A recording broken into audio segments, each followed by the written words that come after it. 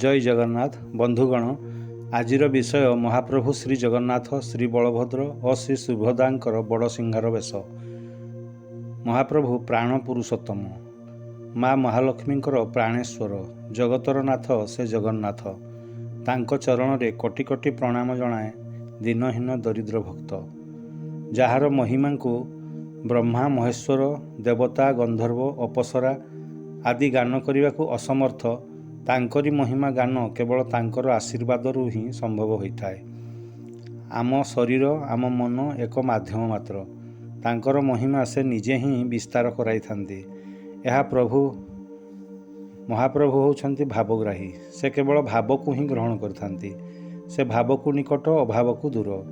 ସେ ସ୍ତବଗ୍ରାହୀ ନୁହନ୍ତି, ସେ ସୂତ୍ରଗ୍ରାହୀ ନୁହନ୍ତି, ସେ ମନ୍ତ୍ରଗ୍ରାହୀ ନୁହନ୍ତି, ସେ ଅନ୍ନ ଜଳଗ୍ରାହୀ ନୁହନ୍ତି। ସେ ଏସବୁ କିଛି ଗ୍ରହଣ କରନ୍ତି ନାହିଁ। ହଁ, ଏସବୁ ଗ୍ରହଣ କରନ୍ତି ସେତେବେଳେ ଯେତେବେଳେ ଭକ୍ତର ଭାବ ଥାଏ। ସେ ଭାବ ରଙ୍କୁଣା। ଭାବ ଥିଲେ ଶବରୀର ଅଇଁଠା ଫଳ ଖାଇପାରନ୍ତି। ଭାବ ଥିଲେ ବ୍ରାହ୍ମଣର ଗଇଁଠା ମଧ୍ୟ ଖାଇପାରନ୍ତି। ସେ ଅଇଁଠା ଗଇଁଠା ଖିଆ ଭାବଗ୍ରାହୀ ଠାକୁର। ତାଙ୍କୁ ପାଇବାର ଗୋଟିଏ ମାତ୍ର ମାଧ୍ୟମ ହେଉଛି ଭାବ। ବିନା ଭାବରେ ଭାବଗ୍ରାହୀଙ୍କର ସଙ୍ଗଲାଭ ଅସମ୍ଭବ। କବି ଗାଏ, ଭାବି ଭାବି ତତେ ଭାବୁକ ହେଲେଣି, ଭାବରେ ତୋହର ଛନ୍ଦି, ଭୁବନ ମୋହନ ଭବ ଫାଶେ ପଡ଼ି, ଅଭାବରେ ହୁଏ ବନ୍ଦୀ। ଡକା ପଡ଼େ ଭାବଗ୍ରାହୀ, ସ୍ୱଭାବକୁ ଛାଡ଼ି ଭାବ ବିନୋଦିଆ, ଭାବି ତ ପାରୁନି ମୁହିଁ, ହେ ପ୍ରଭୁ ଭାବି ତ ପାରୁନି ମୁହିଁ। ଭକ୍ତ କହେ, ହେ ଭାବ ସିନ୍ଧୁ, ମୋତେ ଏ ଭବସାଗରରୁ ଉଦ୍ଧାର କରିବା ପାଇଁ ଟିକିଏ ଭାବ ତ ଦିଅନ୍ତୁ। ଆପଣ ଭାବର ଦାତା। ଆପଣଙ୍କର ଭାବକୁ ଆପଣଙ୍କୁ ଦେଇ ଆପଣଙ୍କ ସହିତ ସମ୍ବନ୍ଧ ସ୍ଥାପନ କରିବି ହେ ମଣିମା। ସବୁ ଆପଣଙ୍କର, ସବୁ ଆପଣଙ୍କୁ ମୁଁ ଅର୍ପଣ କରୁଛି ହେ ମଣିମା। ଶ୍ରୀମନ୍ଦିରରେ ପ୍ରତିଦିନ ମହାପ୍ରଭୁଙ୍କର ନାନା ବେଶ ମଧ୍ୟରୁ ସବୁଠାରୁ ଆକର୍ଷଣୀୟ ବେଶ ହେଉଛି ବଡ଼ସିଂହାର ବେଶ। ମହାପ୍ରଭୁଙ୍କର ପହୁଡ଼ ନୀତି ଓ ବଡ଼ସିଂହାର ବେଶ ଦର୍ଶନ କୋଟି ଭାଗ୍ୟରେ ଥିଲେ ପ୍ରାପ୍ତ ସମ୍ଭବ ହୋଇଥାଏ। ସେ ବଡ଼ ଠାକୁର, ତେଣୁ ତାଙ୍କର ବେଶ ଏ ବଡ଼ସିଂହାର ବେଶ। ବଡ଼ ସେ ଠାକୁର, ବଡ଼ ସେ ମନ୍ଦିର, ବଡ଼ ଧଣ୍ଡାମାଳ, ବଡ଼ ପଣ୍ଡା, ବଡ଼ ସେବକ, ବଡ଼ ନୀଳଚକ୍ର ପକାଇ ହୋଇଛି ମଣ୍ଡା, ମୂଢ଼ ତାରଣ ପୁଣି ବଡ଼ ଖଣ୍ଡା। ତୋ ଭଣ୍ଡାରେ ଦାଣ୍ଡ ତୋର ବଡ଼ ଦାଣ୍ଡ, ହୁରି ପଡ଼ୁଅଛି ବ୍ରହ୍ମାଣ୍ଡରେ। ବଡ଼ ଧୂପ, ବଡ଼ ସିଂହାର ବେଶ ତ ଦର୍ଶନରେ ଅଛି ମନ। ତେଣୁ ସବୁଠାରୁ ବଡ଼ ଶୃଙ୍ଗାର ଅର୍ଥାତ୍ ମହାପ୍ରଭୁମାନଙ୍କର ବେଶ ମଧ୍ୟରେ ଏ ବଡ଼ସିଂହାର ବେଶ ହେଉଛି ସବୁଠାରୁ ଶ୍ରେଷ୍ଠ ଶୃଙ୍ଗାର। ମହାପ୍ରଭୁ ଯେତେବେଳେ ପହୁଡ଼ ଯିବାର ସମୟ ହୋଇଯାଏ, ଅର୍ଥାତ୍ ଶୋଇବା ପାଇଁ ପ୍ରସ୍ତୁତ ହୁଅନ୍ତି, ପ୍ରଭୁ ତାଙ୍କ ଶ୍ରୀଅଙ୍ଗରେ ବହୁତ ସାରା ପୁଷ୍ପ ଅଳଙ୍କାରରେ ମଣ୍ଡିତ ହୁଅନ୍ତି। ଅନେକ ଶଗଡ଼ର ଫୁଲମାଳ ଓ ଅଳଙ୍କାରର ଆବଶ୍ୟକତା ପଡ଼ିଥାଏ ଏ ବଡ଼ସିଂହାର ବେଶ କରିବା ପାଇଁ। ମହାପ୍ରଭୁ ଏଥିପାଇଁ ବଡ଼ ଠାକୁର। ଏମିତି ତ ମହାପ୍ରଭୁଙ୍କର ସ୍ୱର୍ଣ୍ଣବେଶ ମଧ୍ୟ ଏ ବଡ଼ସିଂହାର ବେଶଠାରୁ ଶ୍ରେଷ୍ଠ ହୋଇନଥାଏ। ଫୁଲ ତୁଳସୀର ଏ ବଡ଼ସିଂହାର ବେଶ ମହାପ୍ରଭୁଙ୍କର ପାଇଁ ଶ୍ରେଷ୍ଠ ଶୃଙ୍ଗାର। ପ୍ରକୃତିପ୍ରେମୀ ମହାପ୍ରଭୁ। ମହାପ୍ରଭୁଙ୍କ ଏଠାରେ ବାର୍ତ୍ତା ହେଉଛି, ଯିଏ ମୋତେ କିଛି ଅର୍ପଣ ଫଳପୁଷ୍ପ ପତ୍ର ଦେଇ ମୋର ସାନ୍ନିଧ୍ୟ ପ୍ରାପ୍ତ କରିପାରିବ। ଆମ ପାଖରେ ଧନ ସମ୍ପତ୍ତି ଥାଉ କି ନଥାଉ ପଛେ, ଏ ପତ୍ର, ଏ ପୁଷ୍ପ ଓ ଫଳ ଦ୍ୱାରା, ଭକ୍ତିଭାବର ଅର୍ପଣ ଦ୍ୱାରା ମହାପ୍ରଭୁଙ୍କର ସାନ୍ନିଧ୍ୟ ପାଇବା ସମ୍ଭବ ହୋଇପାରିବ। ଏମିତି ତ ସବୁକିଛି ତାଙ୍କର। ତାଙ୍କରି ଜିନିଷ ତାଙ୍କୁ ଅର୍ପଣ କରି ଆମେ ତୁଚ୍ଛାଟାରେ ଗର୍ବ କରୁ, ଦାତା ବୋଲାଉ।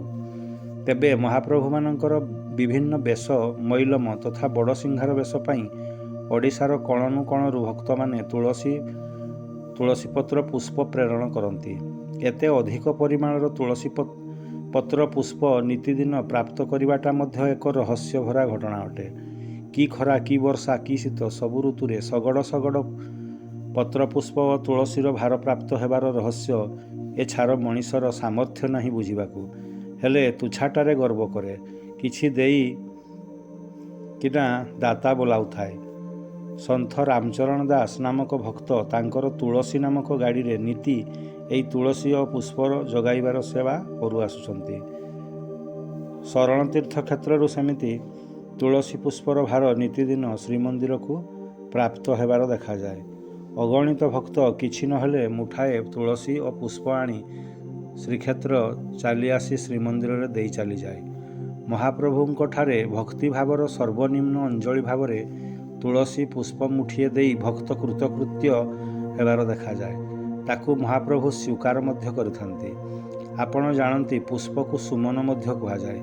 ସୁମନ କହିଲେ ଉତ୍ତମ ମନକୁ ବୁଝାଏ। ଅର୍ଥାତ୍ ଯଦି ପ୍ରଭୁଙ୍କୁ ଆମର ଉତ୍ତମ ମନକୁ ଦାନ କରିବା, ପ୍ରଭୁ ସେ ମନକୁ ତାଙ୍କ ଶ୍ରୀଅଙ୍ଗରେ ଧାରଣ କରିବାକୁ ବ୍ୟାକୁଳ ହେବେ। ତେଣୁ ସୁମନକୁ ଦାନ କରିବାର ପ୍ରତୀକ ଭାବରେ ପୁଷ୍ପ ଓ ତୁଳସୀର ଦାନକୁ ବୁଝାଏ। ଆଉ ଏକ ବ୍ୟତିକ୍ରମର କଥା ହେଉଛି, ଏମିତି ଠାକୁର ଏ ବ୍ରହ୍ମାଣ୍ଡରେ କେହି ନାହିଁ ଯିଏ ଶୋଇଲା ବେଳେ ଅର୍ଥାତ୍ ପହୁଡ଼ ବେଳେ ମହଣ ମହଣ ପୁଷ୍ପ ଅଳଙ୍କାର ଓ ତୁଳସୀ ଧାରଣ କରି ଶୋଇବ। ହେଲେ ଆମ ଠାକୁର ମହାପ୍ରଭୁମାନେ ତାହା କରିଥାନ୍ତି। ଏ ବଡ଼ସିଂହାର ବେଶରେ ପ୍ରକୃତରେ ଆମ ରସିକିଆ ଠାକୁର କେବଳ ଶୟନ କରିନଥାନ୍ତି, ସେ ବେଶରେ ସେ ନୀତିଦିନ ଶ୍ରୀଜୀଙ୍କ ସହିତ ରାସଲୀଳା ମଧ୍ୟ କରନ୍ତି। ରାଧା ରାଧା ଲେଖା ହୋଇଥିବା ପାଟ ବସ୍ତ୍ର ପରିଧାନ ପୂର୍ବକ ପହୁଡ଼ ପରେ ଦେବତାଗଣଙ୍କ ସହିତ ମହାପ୍ରଭୁଙ୍କର ବିଚାର ବିମର୍ଶ ହୋଇଥାଏ। ଉତ୍ତର ଦ୍ୱାର, ହସ୍ତିଦ୍ୱାର ବା ଚେମେଣିଆ ଦ୍ୱାର ଦେଇ ଦେବୀ ଦେବତାଗଣ ସନ୍ଧ୍ୟା ପରେ ଶ୍ରୀମନ୍ଦିରରେ ପ୍ରବେଶ କରିବାର ବିଶ୍ୱାସ କରାଯାଏ। ସନ୍ଧ୍ୟା ପରେ ଉତ୍ତର ଦ୍ୱାର ଭକ୍ତମାନଙ୍କ ପାଇଁ ବନ୍ଦ ହୋଇଯାଏ। ରାତି ଘନେଇ ଆସେ। ଶ୍ରୀମନ୍ଦିରରେ ଚାଲେ ସଖୀ ସହଚରୀଙ୍କ ସହିତ ନିତ୍ୟ ରାସଲୀଳା। ସେ ରାସରସକୁ ସୁନ୍ଦର ଭାବରେ ପରିପ୍ରକାଶ କରିବା ନିମନ୍ତେ ମହାପ୍ରଭୁଙ୍କର ଏ ବଡ଼ସିଂହାର ବେଶର ଆୟୋଜନ ହୋଇଥାଏ। ମହାପ୍ରଭୁଙ୍କର ସନ୍ଧ୍ୟା ଧୂପ ବଢ଼ି ସାରିଲା ପରେ ପୁରୀ ସହର ବିଚିତ୍ର ରୂପ ଧାରଣ କରେ। ମଉଜରେ ସହର ପୁରୀ ସାଙ୍ଗ ଭାଙ୍ଗ ସଙ୍ଗୀତ ଭଜନ କୀର୍ତ୍ତନର ଆସର ଜମିଯାଏ। ଉତ୍ସବ ମୁଖର ହୋଇ ଉଠେ ଏ ଶଙ୍ଖକ୍ଷେତ୍ର। ପୁରୀ ସହରର ବାସିନ୍ଦାଙ୍କୁ ପୁରିଆ କୁହନ୍ତି। ଏ ପୁରିଆମାନେ ସନ୍ଧ୍ୟା ସ୍ନାନଟିଏ କରନ୍ତି, ଶୁଦ୍ଧ ବସ୍ତ୍ରଟିଏ ଧାରଣ କରନ୍ତି, ତାପରେ ଶ୍ରୀମନ୍ଦିରକୁ ମୁହାଁଇଥାନ୍ତି। ମହାପ୍ରଭୁ ଯେମିତି ସନ୍ଧ୍ୟା ଧୂପ ଓ ସନ୍ଧ୍ୟା ଭୋଗ ଗ୍ରହଣ କରନ୍ତି, ସେମିତି ପୁରିଆମାନେ ସନ୍ଧ୍ୟା ଜଳପାନ ଗ୍ରହଣ କରି ଶ୍ରୀମନ୍ଦିର ଗମନ କରିଥାନ୍ତି। ଏହି ସନ୍ଧ୍ୟା ଧୂପ ସମୟରେ ସେବକ ଘରର ମା'ମାନେ ସ୍ୱତନ୍ତ୍ର ବସ୍ତ୍ର ଧାରଣ ପୂର୍ବକ ମୁଣ୍ଡ ସମ୍ପୂର୍ଣ୍ଣ ଅଢ଼ଣା ପୂର୍ବକ ବଡ଼ ଦେଉଳ ପହଞ୍ଚିଯାଆନ୍ତି। ଏମିତି ବିଶ୍ୱାସ ରହିଛି, ପୁରୀ ସହରରେ ଯେତେ ଦେବାଦେବୀ ରହିଛନ୍ତି ସମସ୍ତେ ସନ୍ଧ୍ୟା ଧୂପ ଆଳତି ଦେଖିବା ପାଇଁ ଶ୍ରୀମନ୍ଦିର ଗମନ କରିଥାନ୍ତି। ମାହୋଲ ଅତ୍ୟନ୍ତ ବିଚିତ୍ର ଲାଗେ। ଏ ସନ୍ଧ୍ୟା ଧୂପକୁ ସଂକ୍ଷେପରେ ଧୂପ ବୋଲି କହନ୍ତି। ସମସ୍ତେ ଡକା ପାରିଥାନ୍ତି। ସାକ୍ଷାତ୍ ତ୍ରିଭୁବନର ନାୟକ, ବ୍ରହ୍ମାଣ୍ଡର ଈଶ୍ୱର, ଜଗତ ଚିନ୍ତାମଣି ଭକ୍ତମାନଙ୍କର ସାରା ଦିନର ଚିନ୍ତାକୁ ଶ୍ରବଣ କରି ଜଗତ୍ ଚିନ୍ତା କରି ଚିନ୍ତିତ ବଡ଼ ଠାକୁର ସନ୍ଧ୍ୟା ଧୂପ ସ୍ୱୀକାର କରି ମହାପ୍ରଭୁଙ୍କର ସକଳ ଚିନ୍ତା ଦୂରୀଭୂତ ହୁଏ।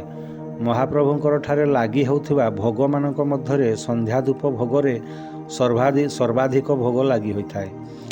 ଧୂପରେ ମହାପ୍ରଭୁ ଅମୃତ ମଣୋହି କରନ୍ତି ବୋଲି ଶ୍ରୀମନ୍ଦିର ସୁଆର ସେବକମାନେ ଭୋଗ ପ୍ରସ୍ତୁତ କରନ୍ତି ଏବଂ ସେମାନେ କୁହନ୍ତି, ଧୂପର ଭୋଗକୁ ଅମୃତ ତୁଲ୍ୟ ଗ୍ରହଣ କରାଯାଇଥାଏ। ମହାପ୍ରସାଦ ତ ଅମୃତ, ହେଲେ ସନ୍ଧ୍ୟା ଧୂପର ପ୍ରସାଦକୁ ଅମୃତ ମଣୋହି ଆଖ୍ୟା ଦିଆଯାଇଅଛି। ଏହାର ସ୍ୱାଦ ଅବର୍ଣ୍ଣନୀୟ, ଶବ୍ଦରେ ବୟାନ କରାଯାଇ ନପାରେ। ସନ୍ଧ୍ୟା ଧୂପ ଦର୍ଶନ ଭକ୍ତଗଣ କରୁଥିବେ, ଟେରା ପଡ଼ିଥିବ, ମହାପ୍ରଭୁଙ୍କର ସନ୍ଧ୍ୟା ଧୂପ ଆଳତି ହେଉଥିବ। ଧୂପ ଆଳତି ଦେଖିବା ପାଇଁ ସମସ୍ତଙ୍କ ଭିତରେ ନୂଆ ଉନ୍ମାଦନା ଖେଳି ଯାଉଥିବ। କିଏ ଭିତର କାଠ, କିଏ ବାହାର କାଠ, କିଏ ଜୟ ବିଜୟ ଦ୍ୱାର, କିଏ ଗରୁଡ଼ ଖମ୍ବ ନିକଟରେ ଧୂପର ଅବର୍ଣ୍ଣନୀୟ ନୀତିର ସାନ୍ନିଧ୍ୟ ପାଇବାକୁ ବ୍ୟାକୁଳିତ ହେଉଉଠୁଥିବ। ସନ୍ଧ୍ୟାବେଳର ଶ୍ରୀମନ୍ଦିର ବେଢ଼ାର ଅନୁଭବ ଅବର୍ଣ୍ଣନୀୟ ବନ୍ଧୁଗଣ। ଅନେକ ଦେବତାଗଣ ସୂକ୍ଷ୍ମ ରୂପରେ ମହାପ୍ରଭୁଙ୍କର ଦର୍ଶନ ପାଇଁ ଆସିଥାନ୍ତି। ଅନେକ ସାଧୁସନ୍ଥ ଦେବର୍ଷି ମହର୍ଷିମାନଙ୍କର ଦର୍ଶନ ଏହି ଧୂପରେ ହୋଇଥାଏ। ଭକ୍ତ ଅନୁଭବ କରେ କେହି ତାର କଡ଼ ଦେଇ ଚାଲିଗଲା, ହେଲେ ଦୃଶ୍ୟମାନ ହେଉନଥିବେ କେହି। ଏପରି ଅଲୌକିକ ଅନୁଭବ ହୁଏ ଶ୍ରୀମନ୍ଦିର ବେଢ଼ା ଭିତରେ ଏହି ଧୂପ ସମୟରେ। ଦିବ୍ୟ ନେତ୍ରରେ ତାହା ଭକ୍ତର ଆଭାସକୁ ଆସିଯାଏ, ହେଲେ ଚର୍ମଚକ୍ଷୁରେ ତାହା ଦୃଶ୍ୟମାନ ହେଉନଥାଏ। ଯେତେବେଳେ ସନ୍ଧ୍ୟା ଧୂପ ହେବ, ତାପରେ ମହାପ୍ରଭୁମାନଙ୍କର ସନ୍ଧ୍ୟା ବସ୍ତ୍ର ମଇଲମ ହେବ। ସମସ୍ତ ସନ୍ଧ୍ୟା ଧୂପ ଭୋଗ ଆନନ୍ଦ ବଜାର ପଳେଇଯିବ। ଥରେ ଭୋଗ ଗ୍ରହଣ କଲେ ମହାପ୍ରଭୁଙ୍କର ବସ୍ତ୍ର ଅଇଁଠା ହୋଇଯାଏ। ମହାପ୍ରଭୁ ଭୋଗ ଗ୍ରହଣ କଲାପରେ ତାହା ଶଙ୍ଖୁଡ଼ି ଭୋଗ କୁହାଯାଏ। ବସ୍ତ୍ର ମଇଲମ ପରେ ମହାପ୍ରଭୁଙ୍କର ଚନ୍ଦନ ଲାଗି ନୀତି ହୁଏ। ପହୁଡ଼ ଯିବାର ଏହା ପ୍ରସ୍ତୁତି ମାତ୍ର। ସ୍ୱତନ୍ତ୍ର ଚନ୍ଦନ ଘଟୁଆରୀ ସେବକ ଅଛନ୍ତି। ଚନ୍ଦନ ଘଟୁଆରୀ ଘର ଅଛି, ସେଠାରୁ ଚନ୍ଦନ ପେଡ଼ା ହୋଇ ଆସେ। ଚନ୍ଦନ ପଟୁଆରୀ ଘର ମୁକ୍ତିମଣ୍ଡପର ଉତ୍ତର ଦିଗକୁ ରହିଅଛି। ପଟୁଆରୀ ସେବକ ଚନ୍ଦନ ନେଇ ଭଣ୍ଡାର ଘରଠାରେ ଉପସ୍ଥିତ ହୁଅନ୍ତି। ଭଣ୍ଡାର ମେକାପ ସେବକ ରୂପା ପିଙ୍ଗଣରେ ଚନ୍ଦନ ରଖନ୍ତି। ଚନ୍ଦନ ବିଜେ ହେବେ ଦିଅଙ୍କର ନିକଟକୁ ଚନ୍ଦନ ଯିବ। ଯିବା ପୂର୍ବରୁ ପ୍ରତିହାରୀ ସେବକ ସ୍ୱତନ୍ତ୍ର ଭାବରେ ବେତ ହଲେଇ ହଲେଇ ନେବେ ଭିତର ପର୍ଯ୍ୟନ୍ତ। ସିଂହାରୀ ସେବକମାନେ ରତ୍ନ ସିଂହାସନ ଉପରେ ଉଠି ମହାପ୍ରଭୁଙ୍କର ଶ୍ରୀଅଙ୍ଗରେ ଚନ୍ଦନ ଲାଗି ନୀତି କରିବେ। ଚନ୍ଦନ ଲାଗି ପୂର୍ବରୁ ମହାପ୍ରଭୁ ଦୁଇଟି ଗୀତ ଗୋବିନ୍ଦ ଲେଖାଥିବା ବସ୍ତ୍ରକୁ ପରିଧାନ କରନ୍ତି। ସ୍ୱତନ୍ତ୍ର ଭାବରେ ମହାପ୍ରଭୁଙ୍କର ମଥାରେ ଭୁଜରେ ଚନ୍ଦନ ଲାଗି କରାଯାଏ। ଆମେ ଯେମିତି ଶୋଇବା ପୂର୍ବରୁ ଟିକେ ଗୋଡ଼ ହାତ ଧୋଇ ବା ଗାଧୋଇ ପଡ଼ୁ, ଥଣ୍ଡା ହୋଇଯାଉ, ସେମିତି ମହାପ୍ରଭୁମାନେ ଶ୍ରୀଅଙ୍ଗରେ ଚନ୍ଦନ ଲାଗି ହୋଇଥାନ୍ତି। ଏହି ସମୟରେ ମଣିମା ମଣିମା ଡାକ ଦିଅନ୍ତି ସେବକଗଣ। ସେ ମଣିମା ଡାକରେ କି ମାଧୁର୍ଯ୍ୟ ଥାଏ, ଯିଏ ଶ୍ରବଣ କରିବ ଉଲ୍ଲସିତ ହୋଇପଡ଼ିବ। ଡକା ପଡ଼ୁଥିବ, ମଣିମା ମଣିମା, ଶ୍ରୀଅଙ୍ଗକୁ ସାବଧାନ ମଣିମା। ହଡ଼ପ ନାୟକ ସେବକ ଠିଆ ହୋଇ ଦଶାବତାର ପଟିରୁ ଗୋଟିଏ ଗୋଟିଏ ବିଡ଼ିଆ ପାନ ବଢ଼ାଇ ଦେଉଥିବେ ମହାପ୍ରଭୁଙ୍କର ଉଦ୍ଦେଶ୍ୟରେ, ଅର୍ଥାତ୍ ଚନ୍ଦନ ଲାଗି ସମୟରେ ବିଡ଼ିଆ ପାନର ମଜା ମଧ୍ୟ ନେଉଥିବେ ମହାପ୍ରଭୁ। ବିଡ଼ିଆ ପାନରେ ମହାପ୍ରଭୁଙ୍କର ବିସ୍ଫାରିତ ରଙ୍ଗାଧର ଆହୁରି ରଙ୍ଗେଇ ଉଠୁଥିବ। ତାପରେ ମହାପ୍ରଭୁଙ୍କର ବଡ଼ସିଂହାର ବେଶ ପାଇଁ ସକଳ ପୁଷ୍ପାଭରଣ ଆସିଯିବ। ସ୍ୱତନ୍ତ୍ର ନୀତିରେ ଏ ପୁଷ୍ପାଭରଣ ସବୁ ଆଣିବା ନିମନ୍ତେ ସ୍ୱତନ୍ତ୍ର କ୍ରମ ସବୁ ରହିଛି। ପ୍ରଥମେ ନୀଳାଦ୍ରି ଉପବନରେ କୋଇଲି ବୈକୁଣ୍ଠରେ ପୁଷ୍ପପତ୍ର ଯୋଗାଇ ଦିଆଯାଏ। ଦୟଣାମାଳି ସେବା ପାଇଁ ମାମାନେ ବା ମାଲ୍ୟାଣୀମାନେ ମାଳ ଗୁନ୍ଥନ୍ତି। ମାଳ ଗୁନ୍ଥା ପରେ ତାକୁ ତନଖି କରି ଗାରଦ ଘରେ ଦିଆଯାଏ, ଯେଉଁଠାରେ ଖୁଣ୍ଟିଆ ସେବକ ପରୀକ୍ଷଣ କରନ୍ତି। ସେ ଫୁଲପତ୍ର ମାଳାର ଗୁଣବତ୍ତାକୁ ଲକ୍ଷ୍ୟ କରନ୍ତି। ତାହା ମହାପ୍ରଭୁଙ୍କର ଅଙ୍ଗ ଲାଗି ହୋଇପାରିବ କି ନାହିଁ ତାହା ଦେଖନ୍ତି। ସବୁ ଠିକ୍ ଥିଲେ ଖୁଣ୍ଟିଆ ସେବକ ପୁଷ୍ପ ଅଳଙ୍କାରକୁ ନିଜେ ନେଇ ଚାଙ୍ଗୁଡ଼ା ସେବକଙ୍କୁ ଅର୍ପଣ କରନ୍ତି। ଚାଙ୍ଗୁଡ଼ା ସେବକ ବିରାଟ ଚାଙ୍ଗଡ଼ାରେ ରଖି ଆଉ ଥରେ ପରୀକ୍ଷଣ କରନ୍ତି, ଫୁଲରେ କିଛି ଅସୁବିଧା ନାହିଁ ତ। ଚାଙ୍ଗଡ଼ା ମେକାପ ସେବକ ଗୋଟିଏ ଗୋଟିଏ ପୁଷ୍ପାଳଙ୍କାର ସିଂହାରୀ ସେବକଙ୍କ ହାତକୁ ବଢ଼ାଇ ଦିଅନ୍ତି। ସିଂହାରୀ ତାଙ୍କୁ ଆଉ ଥରେ ପରୀକ୍ଷା କରନ୍ତି। ବନ୍ଧୁଗଣ, ଆପଣଙ୍କର ବାଡ଼ିରେ ଫୁଟିଥିବା ଫୁଲ, ତୁଳସୀ ପତ୍ର ସବୁ ଏତେ ପ୍ରକାର ପରୀକ୍ଷା ନିରୀକ୍ଷା ପରେ ଯାଇ ମହାପ୍ରଭୁଙ୍କର ଶ୍ରୀଅଙ୍ଗରେ ଲାଗି ହେବାର ଯୋଗ୍ୟତା ପାଇଥାଏ।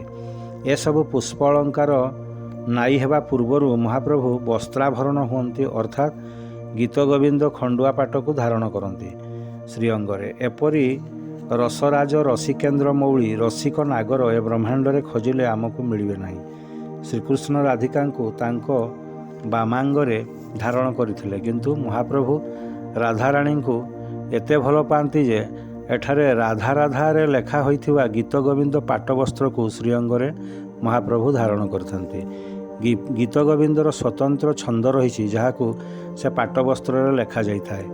ବର୍ଷ ସାରା ଏଭଳି ପାଟବସ୍ତ୍ର ପରିଧାନ କରି ମହାପ୍ରଭୁଙ୍କର ପହୁଡ଼ ନୀତି ଓ ବଡ଼ସିଂହାର ବେଶ ହୋଇଥାଏ। ସତେ ଯେମିତି ମହାପ୍ରଭୁ ରାଧାରାଣୀଙ୍କର ପ୍ରତ୍ୟକ୍ଷ ସଙ୍ଗଲାଭ କରୁଛନ୍ତି। ମଥାରେ ମହାପ୍ରଭୁଙ୍କର ସ୍ୱତନ୍ତ୍ର ହଳଦିଆ ବସ୍ତ୍ରାଭରଣ କରାଯାଏ।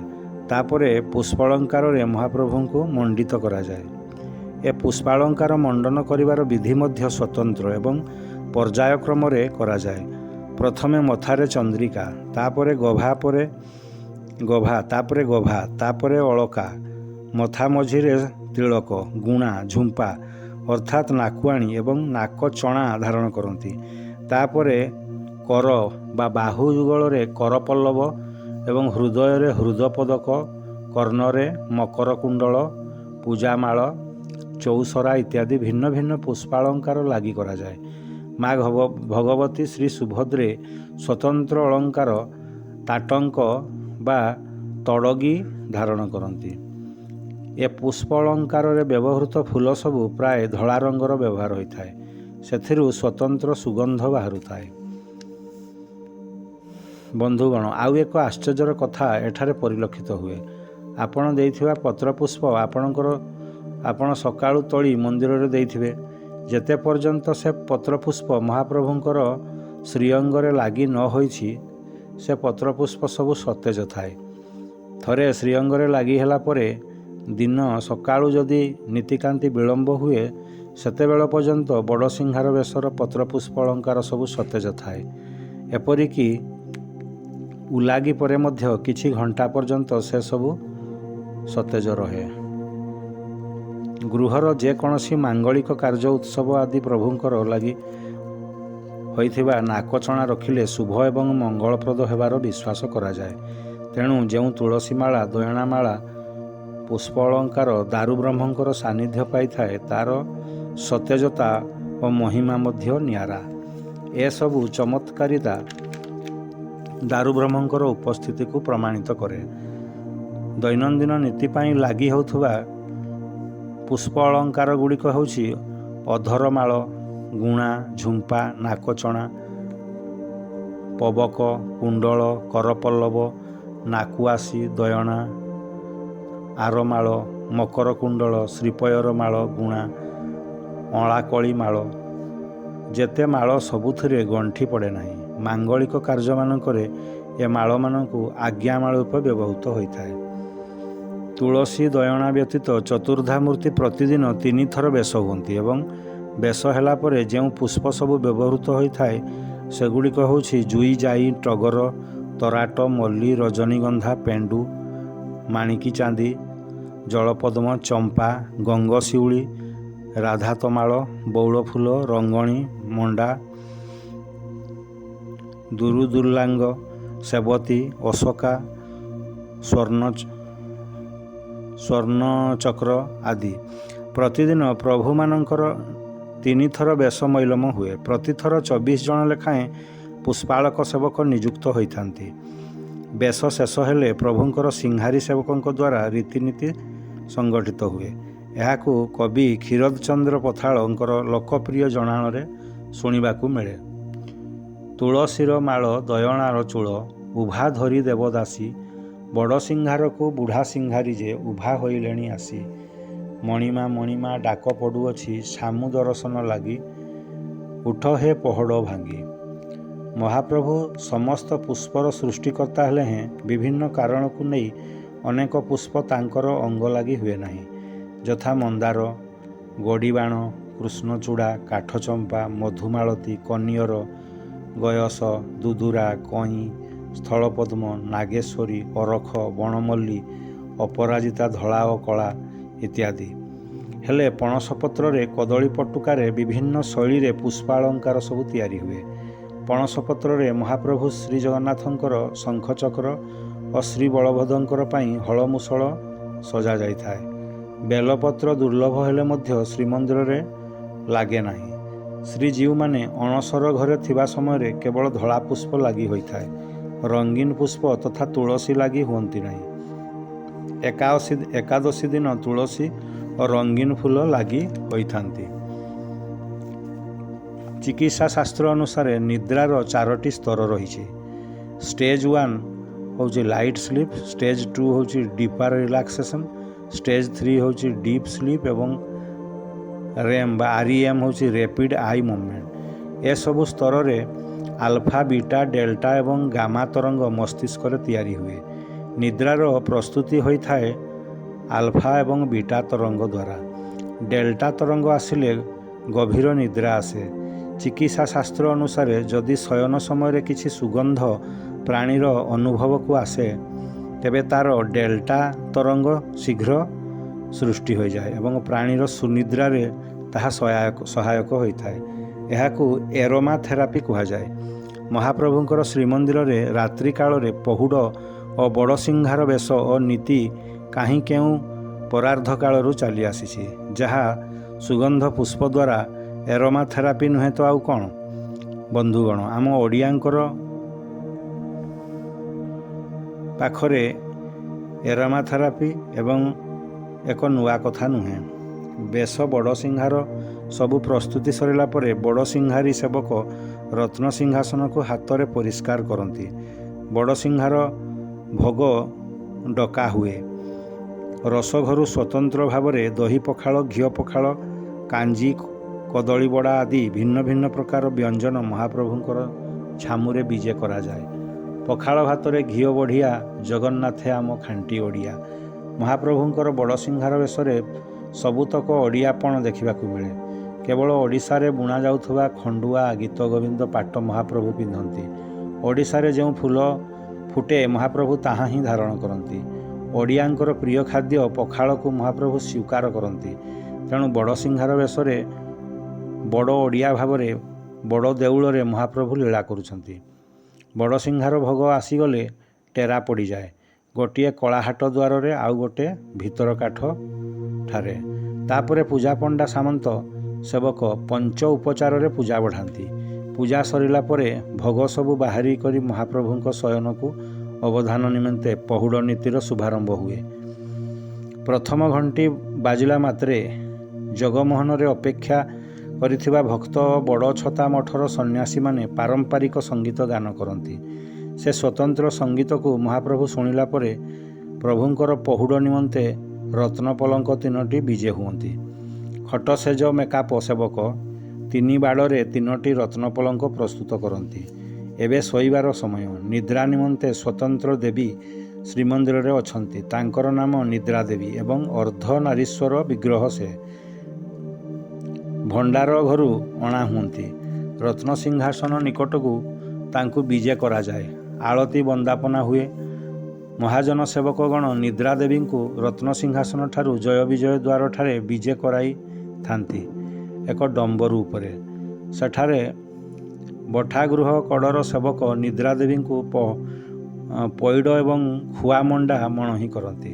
ପ୍ରାର୍ଥନା କରନ୍ତି, ହେ ମା ନିଦ୍ରା ଦେବୀ, ଆପଣ ମହାପ୍ରଭୁ ଓ ମାଙ୍କର ମିଳନ, ପ୍ରକୃତି ଓ ପୁରୁଷଙ୍କର ମିଳନ କରାଇ ଦିଅନ୍ତୁ। ଦିନସାରା ଭକ୍ତଙ୍କର ଗୁହାରି ଶୁଣି ଶୁଣି ମହାପ୍ରଭୁଙ୍କର ଅଙ୍ଗରେ ଅଳସ ହେଲାଣି। ପ୍ରଭୁ କ୍ଳାନ୍ତ ହୋଇଗଲେଣି, ଶାନ୍ତ ହେଲେଣି, ବିଶ୍ରାନ୍ତ ହେଲେଣି। ତେଣୁ ତାଙ୍କୁ ଶୀଘ୍ର ଶୁଆଇ ଦିଅନ୍ତୁ। ଗୀତ ଗୋବିନ୍ଦର ଧାରା, ବୀଣାର ସୁମଧୁର ସ୍ୱର ଜଗମୋହନରୁ ଭାସି ଆସୁଥାଏ। ପୁଷ୍ପର ସୁଗନ୍ଧ ଚତୁର୍ଦିଗରେ ବିଚ୍ଛୁରିତ ହୋଇ ଉଠୁଥାଏ। ସ୍ୱତନ୍ତ୍ର ପହୁଡ଼ ନୀତି ଏବେ ଗାନ ହୁଏ। ପହୁଡ଼ ଗୀତ ସ୍ୱତନ୍ତ୍ର ଭାବରେ ଗାନ ହୁଏ। ଜୟ ଜୟ ଜଗନ୍ନାଥ ଜଗଦେବା କରି, ଚଲ ସଖୀ ଶୟେ ଅବଧ କିଶୋରୀ। ଏବେ ପ୍ରଭୁଙ୍କର ଶୟନ କରିବାର ଇଚ୍ଛା ଜାଗ୍ରତ ହୁଏ। ସଖୀ ଶ୍ରୀଅଙ୍ଗେ ଲାଗିଲା ଅଳସ, ସଭା ବଡ଼ସିଂହାର ବେଶ। ଏବେ ଦ୍ୱାର ବଳ ହେବାର ସମୟ। ଦ୍ୱାର ବଳ ହେବା ପୂର୍ବରୁ ଆଲୋକ ସବୁ ନିର୍ବାପନ କରିଦିଆଯାଏ। ଧଳା ପୁଷ୍ପ ସିଞ୍ଚନ ହେଉଥାଏ। ଅନ୍ଧକାର ମାଡ଼ି ଆସେ। ଭକ୍ତଜନ ସନ୍ନ୍ୟାସୀଗଣ ହରିବୋଲ ହୁଳହୁଳି ଧ୍ୱନି କରୁଥାନ୍ତି ଏବଂ ଶୁଭେ ମଣିମା ପହୁଡ଼କୁ ଅବଧାନ ହୁଅନ୍ତୁ। କାଲି ବଞ୍ଚିଥିଲେ ସୂର୍ଯ୍ୟ ଉଦୟ ହେଲେ ଆପଣଙ୍କର ମୁଖାରବିନ୍ଦ ଦର୍ଶନ ହେବ ମଣିମା। ସେ ପର୍ଯ୍ୟନ୍ତ ଆପଣ ଆନନ୍ଦରେ ଶୋଇଯାଆନ୍ତୁ। ଏପରି ବିଧିରେ ମହାପ୍ରଭୁଙ୍କର ପହୁଡ଼ ପଡ଼ିଯାଏ। ଶୟନ ଦେବୀ ଭଣ୍ଡା ଘରକୁ ପ୍ରସ୍ଥାନ କରନ୍ତି। କଳାହାଟ ଦ୍ୱାର ବନ୍ଦ ହୋଇଯାଏ। ମୁଦ ଦିଆଯାଏ। ସମ୍ପୂର୍ଣ୍ଣ ଶ୍ରୀମନ୍ଦିର ଭିତର ବେଢ଼ା 12 ବେଢ଼ା ଶୋଧ ହୁଏ। ଆଉ ମଣିମା ଶୟନକୁ ଅବଧାନ ହୋଇଯାଆନ୍ତି। ବନ୍ଧୁଗଣ, ଯେମିତି ଖାଲି ମିଠା ମିଠା କହିଲେ ପାଟି ମିଠା ହେବ ନାହିଁ, ଖାଲି ପହୁଡ଼ ଓ ବଡ଼ସିଂହାର ବେଶର କଥାମୃତ ଶୁଣିଲେ ମଧ୍ୟ, ଯେତେ ପର୍ଯ୍ୟନ୍ତ ଆପଣ ଆପଣଙ୍କର ଚର୍ମଚକ୍ଷୁରେ ସେ ବିସ୍ଫାରିତ ଚକାନୟନକୁ ବଡ଼ସିଂହାର ବେଶରେ ନ ଦେଖିଛନ୍ତି, ସେ ପର୍ଯ୍ୟନ୍ତ ଆପଣ ସେ ଆନନ୍ଦାଭୂତି ପାଇବେ ନାହିଁ। ତେଣୁ ଏଥରକୁ ସଂକଳ୍ପ ନେଇ ପୁରୀ ଆସନ୍ତୁ ଏବଂ ମହାପ୍ରଭୁଙ୍କର ବଡ଼ସିଂହାର ପ୍ରତ୍ୟକ୍ଷ ଅନୁଭୂତି ପାଇ ଏ ଭବସାଗରରୁ ତରିଯାଆନ୍ତୁ। ଜୟ ଜଗନ୍ନାଥ, ଜୟ ଜଗନ୍ନାଥ, ଜୟ ଜଗନ୍ନାଥ।